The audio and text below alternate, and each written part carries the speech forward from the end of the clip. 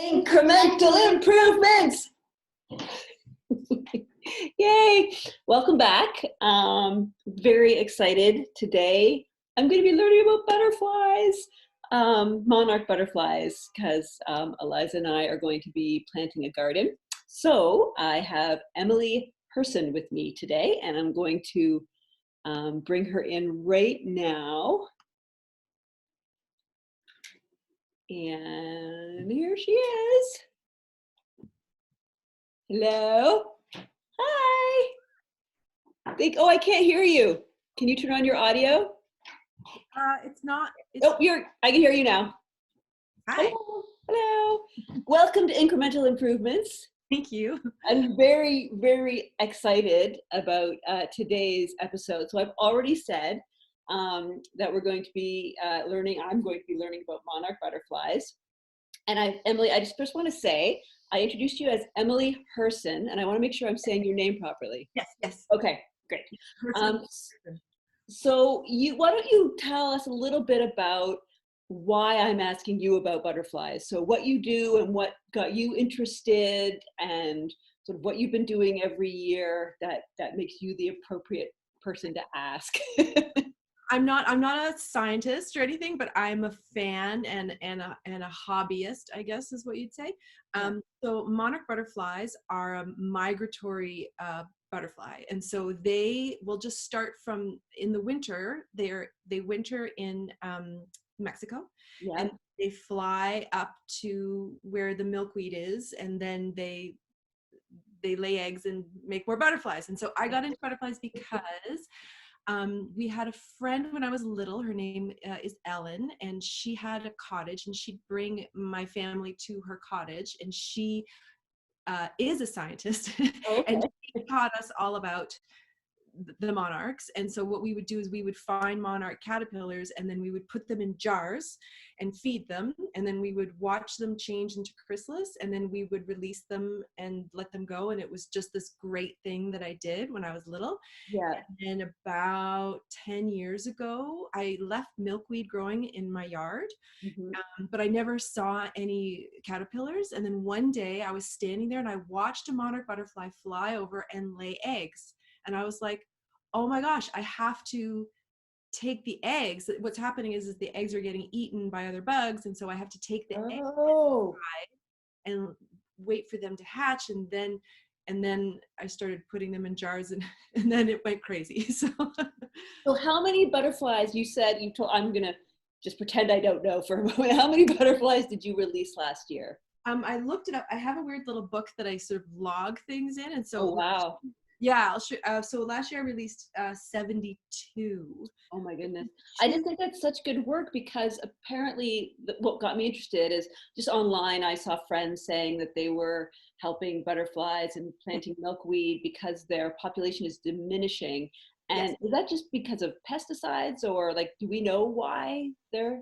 So because they live in various places, and so like they hibernate in a 12-acre area in Mexico. I think I've seen pictures of those crazy trees just like weighted with butterflies. And so that's a really small area, and it's in a mountain, and so it's kind of a little bit cooler. And so they fly down there. I don't think they eat when they're down there. I think they just, are in a weird hibernation mode. And then when it gets warmer, they fly up, through the states, and they follow the milkweed as it grows. And so like spring comes earlier in like Texas and Mexico and stuff. And then as the milkweed progresses, like they follow it and they go north. And then their children who have never been to Mexico fly back to little Johnny and little Sally and Sally butterfly. And so they're endangered because of pesticides, because of agriculture. Milkweed is a weed and people get rid of it. The reason is that the forest in Mexico, which is called the Mariposa Forest, is being illegally forested. And one reason it's illegally forested is because of avocados. Avocados are they call it green gold, and farmers down there, they need space, and so they're sort of growing in the forest and taking it down, and for our crazy, but before then it was also being deforested for other reasons, but in more recent years it's because of avocados. But the good news is that their population has gone up quite a bit. What they do is they count those dripping forest hectares, how many it takes up. And so like there was a few years ago where it was like 10 hectares of butterflies in the winter, and then about, so that was like in the 90s, and about 10 years ago it was down to 1/4 Oh hectare. my God. So it was really bad. And then it's been going up and down a little bit, and I think last year we got up to 6 again. So it's great. Yeah.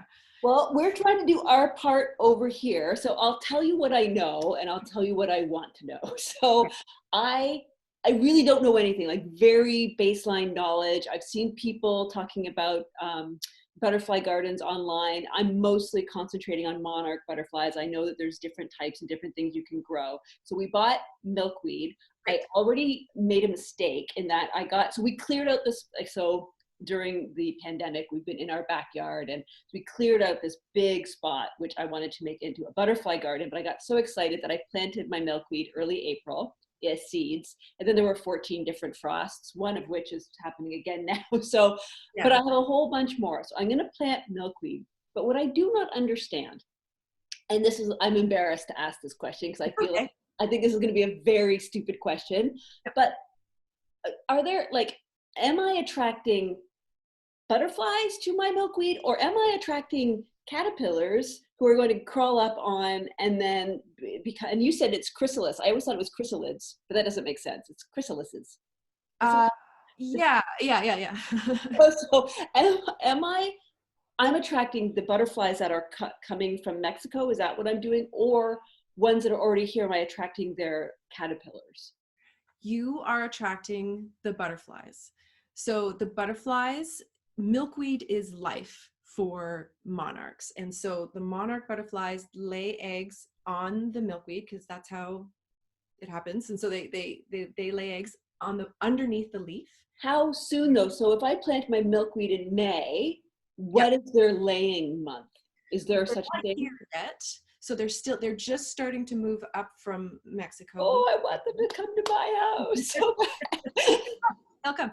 And so it takes a couple, this is the weird part, it takes a couple of generations for them to come up. So the ones, it's crazy. So the ones that leave Mexico, they've been alive all winter. I don't know how long they live, but they lay eggs and then they hatch into butterflies, and then their children fly further north, and then their children fly further north. And so I don't know for sure, but I've heard different stories that we get like the third generation. Oh my God. And so they'll be here around June. So if I plant it early May, which I guess is now. So if I plant it today, Emily, will I have milkweed in time for the butterflies? I'm not sure. I haven't checked mine. Mine might be sprouting at this point because it's a perennial, so it'll keep right. So I think mine might have little sprouts now, and so they do come as early as June, but I don't normally find them until July. So there's good time for your milkweed to grow. And what else do I have? So if I have milkweed, and maybe it'll be next summer that the butterflies come, because it's a big plot. I'm really planting a lot of it. So, but do they need anything else? Like, should it be close to a tree, or should I have a water dish for my butterflies? They're fine. They're good. So they need the milkweed because they plant the eggs on the milkweed, and then all they eat is milkweed. So have you seen a milkweed plant? And okay, so I googled what a sprout. It's actually a really great question. I googled what a sprout should look like because I wanted to see where I planted seeds, and I think a few are sprouting. To be honest, great. I think a few did survive. That's great. They have the little 2 leaves, I think. Yeah, that could be it. The frost is good for them because the seeds need to freeze over the winter in order to germinate, I think is the word. And so yeah, it's totally fine that that there was frost, I think. Oh my goodness. Okay. So then maybe I'll just plant the rest of it. So I should have you should have been my first guest a month ago. Okay. So you were going to say, what were I cut you off. You were saying that. Okay. So then the caterpillars only eat milkweed. So they'll hatch on the plant and then they'll just eat the plant. And then if you break a leaf of milkweed, you'll see why it's called milkweed, because when you break it, this sort of milky kind of sap comes out of it. So there's a lot of water in there, is my point. And so so from a butterfly laying an egg, yeah, to it being a caterpillar, to that caterpillar becoming a chrysalis.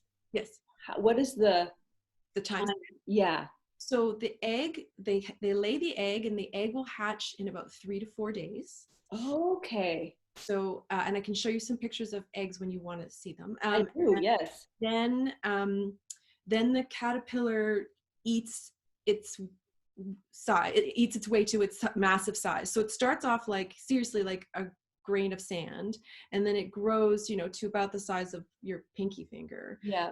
And do they bite? Do caterpillars bite? No. Okay. They don't. I think they're even blind.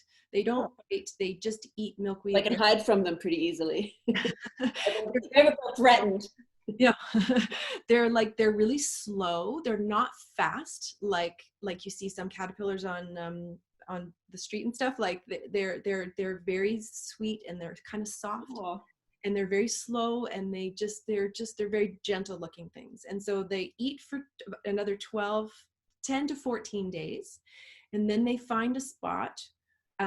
Sometimes it's actually on the milkweed plant. Sometimes they travel kind of far, and they find a spot where they climb up and they stick their butts into whatever surface it is. So if it's like a branch, they stick their butt and they weave like a spider web kind of fiber that sticks their butts better. And then they hang in what's called a J hang. Yeah. This is the weird part. So the difference between like a chrysalis and a cocoon is that a cocoon, like a moth, will spin a cocoon, and so like it wraps itself in that spider kind of silk. Yeah. But what the monarch does is it sticks its butt, and then it sheds its own skin, so it becomes the chrysalis. Hold on. Yep. So that it's not a cocoon. Its skin is the cocoon. Own skin. Can you still see its little face? It's creepy. The face, it's like an alien creature. The face sheds its skin, and then the skin falls away, and it loses its face, and it loses its antennas. Yeah, weird. And the caterpillars actually shed, oh God, I think it's 5 times. So while it's a caterpillar, in order for it to grow, it hatches from its egg, and then it eats for like 3 or 4 days, and then it sheds that skin, and you rarely see it. I've seen like I've caught it a few times, and I've seen little tiny black dots on leaves, and I'm like, oh, that's the skin that it shed. And then it grows for like another 3 to 5 days, and then it sheds that skin, and then it grows, and then the last skin that it sheds is its stripy black, yellow, and white skin, and then it's just like the green inside. I can see it's grossing you out a little bit, but it's all very beautiful. I look disturbed because I had no idea, but this is a beautiful transition that's happening. And then I have no idea. For like another 10 days, and then it sheds its final skin, which is the chrysalis itself. Again, weird. And then the butterfly comes out, and in butterflies, it's like a smaller version because the wings are kind of shrunk. Yeah. And then its abdomen is really big. And what it does is it takes all the fluid from its abdomen and pumps it into the wings, and that takes about an hour. Oh my God. And the wings just expand, and then it practices and sort of hangs out for a little bit and then flies away. Now, if I don't bring them into my house, because I wasn't planning on doing that, I wanted to keep that out in the garden. Right. Is there anything I can do to make sure they don't get eaten by other pests or predators, or should I just plant it all, make it as butterfly friendly as possible, and hope for the best? So there was a study recently that showed that butterflies, so caterpillars that are raised in captivity, it's just one study, but they concluded that that the butterflies are a little confused if they're raised indoors. Okay. Their apparently their radar for which direction to fly back to Mexico is a little bit confused. Okay. So it's better to leave them outside. Okay. But if I think that it's for educational purposes, it's great to bring a couple inside. They'll probably be okay, but like flying back, but to really witness it and see how they grow and watch the chrysalis and see the phases of the chrysalis, like it's The so face come off. coming off, like it's such an amazing Sure. experience that I would recommend bringing, like One 3 or two in. in. Will Just, the ones outside survive though? Like, do most survive in the wild if left out there? I don't know what the percentage is. I think that, I mean, one butterfly apparently can lay 300 eggs. Oh my God. So some of those have got to survive. Yeah, I mean, like they've been doing fine this long outside, right? So like I don't know how many I guess that's it true. is. Yeah. Um, I would just guess at like 10, I think 10% of the eggs, make it. And then it's like, do they actually make it flying back to Mexico? Like it's a long chain of events and a long chain of things that have to happen for that butterfly to get to Mexico. And also what you're saying is all I really have to do is plant the milkweed and then just wait. They will. And they will come. Okay, well, so we have to wrap up soon, but I want to see a picture. Why don't you show me a few Yeah, pictures? I'll just share my screen with you quickly, and then I'll show you. So, share. So this is milkweed. You know what that Okay. is. And these are milkweed. Can you see that? Those are milkweed pods. So in the fall, those pods. Oh, yeah. Oh my God, yeah. So at the end of the season, collect those. Okay. And I'll show you. That's good. That's really good advice. I would have had no idea. Oh. So that is my fancy manicure, and that's also an egg. So you can sort of guess how big it is. Like you'll once you see one, you'll learn to recognize them. Yeah. And so okay, what month is this picture taken? Like when would I start trying to look for those? July. Okay. Yeah. That's really So great to know. It'll hatch, and I've sort of done a weird thing where I expanded this picture. So this picture here, it looks a little bit, you can't quite see the stripes. Like that's a freshly hatched one. Yeah. And then this one is a couple of days old. You start to see the stripes. Oh my God. So Oh this my God, they're cute. Look at that. super cute. So this is milkweed flowers. They smell a bit like lilacs. They only bloom once and then it'll stop. But the caterpillars even eat that. The picture's a little blurry. And then they get to be about that. Oh my goodness. Yes, I reckon. Oh, they're so cute. Yeah. Can we hold them? You can, I mean, like you I don't want to scare them. Maybe I should just leave them alone. I'm obsessed with cute. It looks cute to me. Well, here's a picture. So they are super cute, as you can see.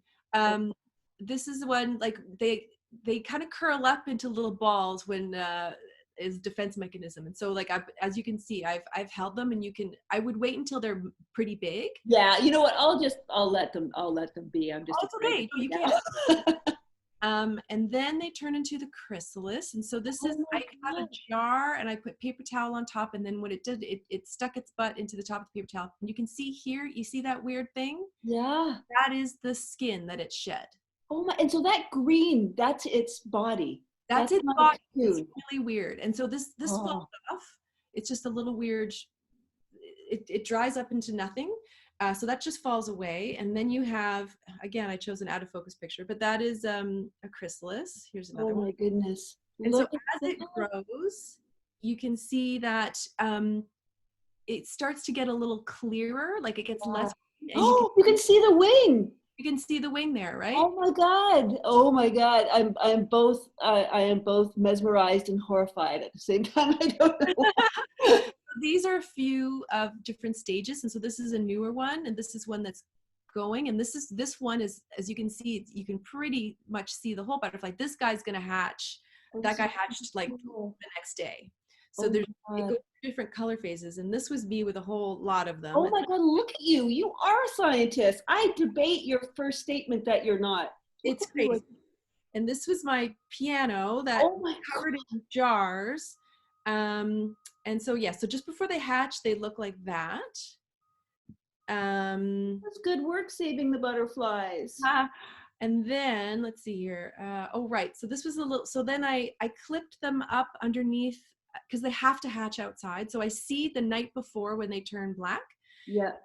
I put them outside, and then this is a whole bunch of them hatching all at Oh my once. God, this is so beautiful. And so if they hatch outside, they get their radar back, their we're in Yes, Mexico radar. yeah, we hope. And so, oh, this is from an Instagram, but I like them because they pattern mix. Their bodies are kind of stripy, and excuse me, their wings are stripy, and their bodies. Look at them; they're polka dots. That is so cool. Crazy. And so this is one that was about to fly away, I and love that. I just want to show you the difference between male and female. So this is you can actually sex butterflies, and so these are two pictures that I took that I put Oh next my to. God. So like this is a male butterfly and this is a female butterfly. And you can see that the stripes just look a little bit different, but the thing to look for is this pouch here. Those are pheromone pouches, and only the males have the pheromone pouches. Wow, that is so interesting. And so then this is the female. You can see the stripes are a bit thicker. And so, yeah, so that's the difference. The wings have to be open to see that, because when the wings are closed, you don't see as much of the colors. This is incredible. Yeah. And so that's like a super crash course. That was so helpful though, because I literally had no idea. I'm like, I'm planting the milkweed. I don't know when they come, if they come, what I should be watching for, how to make it more butterfly appropriate. I'm glad to know that you plant the milkweed and then you just wait it out. And if it gets droughty, like if it doesn't, like, would you put out a dish of water? I don't know why I'm obsessed with water, thinking they need water. the, the, the, the, the plants will need watering. Well, Like, yeah. so, but but the, the milkweed plants have a lot of, like, they have like this Right. They have milk. Oh, they have milk. milk in them, right? And so like they eat that. Oh, and the reason that they eat milkweed and only milkweed is because milkweed is poisonous to birds. And so Oh, because they only eat milkweed, they are poisonous to birds. Not poisonous enough to kill them, but they barf. Birds eat them and barf. And so then they learn the lesson of, oh, if I eat that, it's going to make me sick. So like some butterflies are and caterpillars are eaten by birds so that they learn not to. right. That is interesting. I'm excited. I am you've gotten me excited. Eliza and I are going to plant the rest of the milkweed this week, and I will keep you in the loop. I'll take pictures and I'll show you if it grows and if I Yeah, start getting butterflies. a butterfly book. We do a stupid thing where I name them all. And I keep their tags, and like it's crazy. Like Look what you've done. That is so lovely though. Like yeah, your love for these butterflies is just yeah, look at that. Look what you've done. it's crazy. I know. It's not crazy. It's lovely. It warms my soul. It gives me hope for people. That's Yeah, we lovely. name them, which is fun. Mr. Rainbow. Oh my Cap- goodness. um, and then actually last year I got tired of naming them for the first time. I just named them numbers. Well, But that yeah. inspires me. So then yeah, then you know how many you had, and you can keep a little butterfly book. Well, I will do that. I will do that with my daughter. Emily, you told me that there was a website that you can go to learn more about butterflies if somebody wants to do that. I'll send you links to them. So there's one called Monarch Watch, and they are, I don't know who they are. They are an organization that just posts about monarch news, and they post about the population that I talked about. They post the counted hectares that they take up every winter. And they talk about, like, because hurricanes can take out mass amounts of the population, so there's sort of sparse butterfly news. Yeah. If you ever want to tag them, they sell tags, and I've never done it, but you can tag the butterflies, and then when people find them in Mexico, they know how far they flew, and it's part of Right. an educational That thing. might be a few years in for me. Yeah, That, I don't do that. But then there's a teacher in Michigan. His name is Mr. Lund, and LUND. LUND, and he has a YouTube channel, and he has very extensive videos on how to grow milkweed, how to like collect the seeds, how to germinate it in your house and then plant it as seedlings. Oh, that's super helpful. Yeah, he goes into huge amount of detail, and he also goes into detail about, the more of the science stuff about the butterflies, and he has many videos, and he's a great resource. Well, this is my incremental summer. This is my incremental. So I'm going to master planting the milkweed and Excellent. attracting a few butterflies. I'm hoping for success. And maybe after that, I will expand my knowledge base to include Mr. Lund. Emily, do you want to say anything? I didn't even mention that you are an actor and a writer, and I don't know if there's anything you want to say about that, or Just plant. If everybody, you don't have to raise the butterflies, you don't have to do all this crazy complicated stuff. The most important thing you can do is plant milkweed. Just make sure that if you have a garden, or even if you just have flower pots, a friend of mine put some on her porch, and she actually got butterflies as well just by having some on her like deck. But plant milkweed. Oh, and the best kind of milkweed to plant it's just called common milkweed. There's all different varieties, but there's swamp milkweed, which looks a little prettier because the leaves are smaller, but that's not a local breed.